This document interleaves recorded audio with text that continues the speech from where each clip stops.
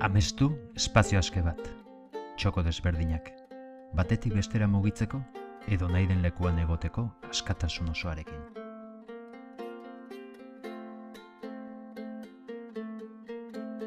Ireki leiho bat munduari begiratzeko, euskaratik eta euskaraz.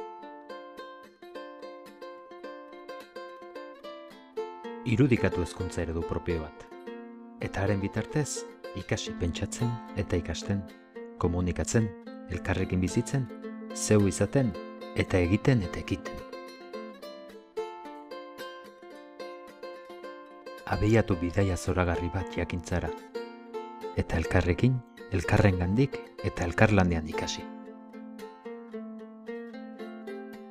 Guztia bidaide ezin hobeekin.